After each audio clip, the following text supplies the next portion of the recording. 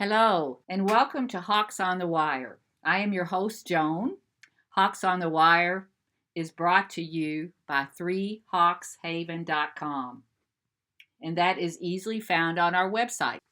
I am going to introduce our guest to you in just a little bit, but first, I want to say that we only expect our guests to share what they are comfortable sharing.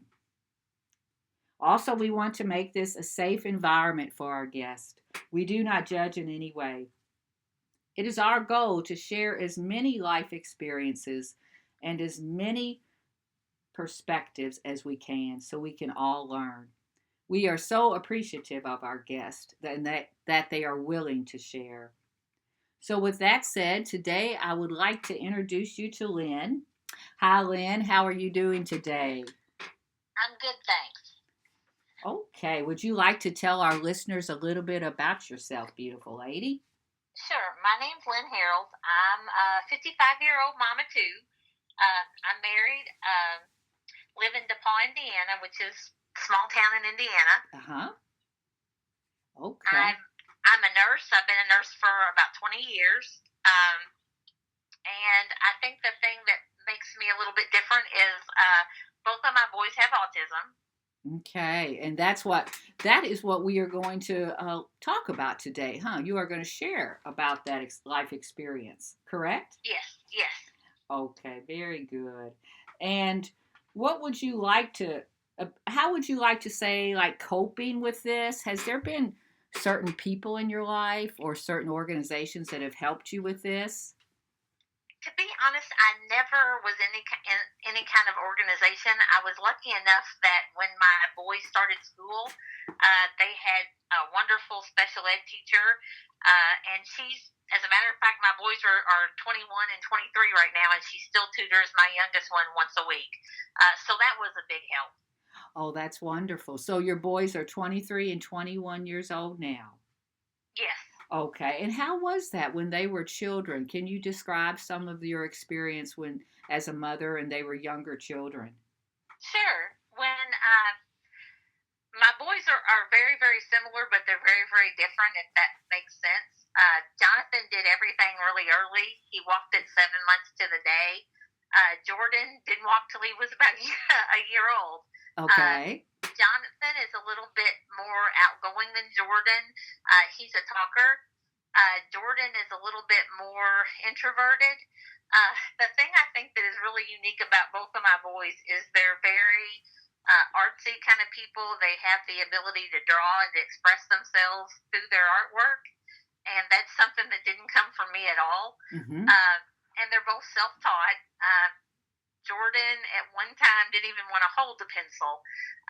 Jonathan started a little bit earlier, but as far as their academics, like I said, they were introduced really early in their education careers to a wonderful teacher. She never really set limits with them in that, if you want to do something, then you have to try. You have to try. You have to try to persevere with it. Yes. And right now, Jonathan is a senior at IUS. Jordan is in his second year at Ivy Tech. I think they were lucky enough to meet somebody like her that that saw ability in them that maybe they didn't see themselves and kind of nurtured it. As a parent, I never told them they couldn't do anything. I would just tell them, if that's what you want to do, then you have to work at it to do it. So I think that was a big help for them. And luckily for me, I had my boys a little bit older in life. I was 31 when I had my first one and 32 when I had the second one. Mm-hmm. So I think I was lucky enough to be a little bit wiser. I think if I had them younger, I'd have been totally lost. Yes. And that's so honest, Lynn. Thank you for sharing that. You have had an amazing journey as a mother with these boys. And you had shared with me that sometimes people don't realize, like you said, they're not in a wheelchair or anything, but there can be like special needs with autistic children, and that's not so easily seen. It's not. I think sometimes when people see maybe a child with cerebral palsy or something that has maybe a brace on or a walker or maybe or even in a wheelchair, you Mm-hmm. can see that disability. With autism, you don't see it. And I think sometimes people will think, oh, that kid's just being difficult or whatever. If maybe Mm-hmm. one of them was having a tantrum or something. When you can't see something, you don't understand it. So I think people, when they don't see it or don't understand, will sometimes step back.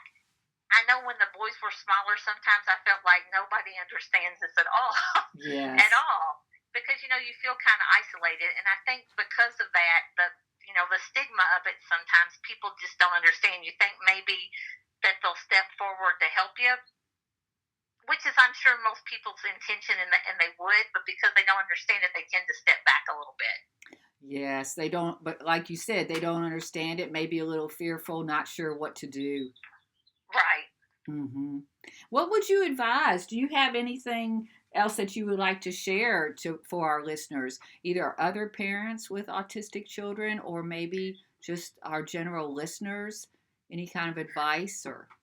I think just be persistent with things. I mean, if you get discouraged along the way, and that's going to happen, just hang in there because there are people that care. You just have to meet, you just have to come across them. And sometimes you have to look a little, they're not always right in front of you, and you may have to look a little bit harder to find somebody. But there are things, like I said, I wasn't in any kind of support system, but I do know those things are out there Mm-hmm. now.